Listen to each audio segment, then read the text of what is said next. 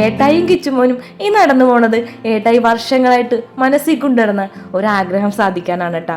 ഏട്ടായിക്ക് ഓടക്കുഴൽ പഠിക്കണമെന്ന് വലിയൊരു ആഗ്രഹമായിരുന്നു. പക്ഷേ അന്ന് പഠിപ്പിക്കാനായിട്ട് ആരും ഉണ്ടായിരുന്നില്ല.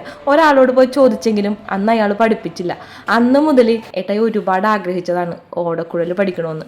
ഇപ്പം കിച്ചുമോനായപ്പോൾ ഏട്ടായിയുടെ ആഗ്രഹം നേരെ കിച്ചുമോനിലൂടെ നടത്തണമെന്ന് വിചാരിച്ച് ആള് കിച്ചുമോനെ കൊണ്ടുപോയി ഓടക്കുഴൽ പഠിക്കാനായിട്ട് ചേർത്തിട്ടാ. കിച്ചുമോൻ ഇങ്ങനെ ഓടക്കുഴലിൻ്റെ ക്ലാസ്സിലിരിക്കുമ്പോൾ ഏട്ടായി ആ വാതിക്കിരുന്ന് നോക്കിക്കൊണ്ട് നിൽക്കിയിരുന്നട്ടാ. പക്ഷെ അവിടെ ഓടക്കുഴൽ പഠിക്കാനായിട്ട് പിള്ളേർ മാത്രമല്ലായിരുന്നു, വലിയവരും ഉണ്ടായിരുന്നു. അപ്പം ഞാൻ ഏട്ടായിനോട് പറഞ്ഞ് അപ്പം ഏട്ടായിക്കും കൂടി ഈ ഓടക്കുഴൽ പഠിച്ചൂടെ, ആ ആഗ്രഹം അങ്ങ് നടക്കോലാന്ന്. ചിലപ്പോൾ ദൈവം തീരുമാനിച്ചേക്കണത് അച്ഛനും മോനും കൂടി ഒരുമിച്ച് പഠിക്കാനാണെങ്കിലാ. ഞാനിത് പറഞ്ഞപ്പോൾ ഏട്ടായിയുടെ മുഖത്തുണ്ടായ ആ ഒരു സന്തോഷം അതൊന്ന് കാണേണ്ടത് തന്നെ ഇരുന്നിട്ടാ. ഏട്ടായി വീട്ടിലെത്തിയ ശേഷം അമ്മനോട് കാര്യം പറഞ്ഞു, അമ്മേ ഞാൻ ഓടക്കുഴൽ പഠിക്കാൻ പോകുകയാണെന്ന്. അപ്പം അമ്മയും പറഞ്ഞു, നീ പോയി പഠിക്ക്, മോൻ ഒരുപാട് ആഗ്രഹിച്ചതല്ലേ, അത് നടക്കട്ടെ എന്ന്. അങ്ങനെ ഏട്ടായും പിറ്റേ ദിവസം തന്നെ പോയി ഏട്ടായും ദക്ഷിണ വെച്ചിട്ടാ.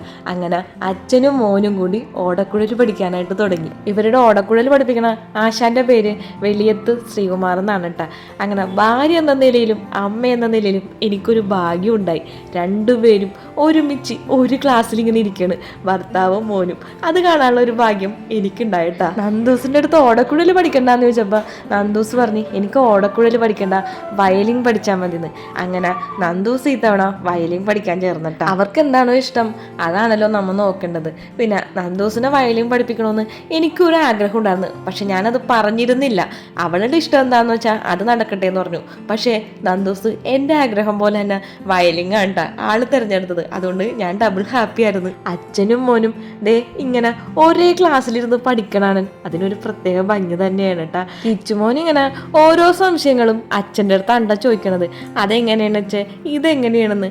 പിന്നെ അച്ഛൻ കൂടെ ഉള്ളതുകൊണ്ട് ആളിടക്ക് ചെറിയ ചെറിയ കുറുമ്പുകളൊക്കെ എടുത്തുണ്ടും അവിടെ ഇങ്ങനെ നടക്കരുതട്ടാ. ഞങ്ങളുടെ ഈ കുഞ്ഞു സന്തോഷം നിങ്ങളോട് പറഞ്ഞില്ലെങ്കിൽ പിന്നെ ഞങ്ങൾ ആരോട് പറയാനാണ്.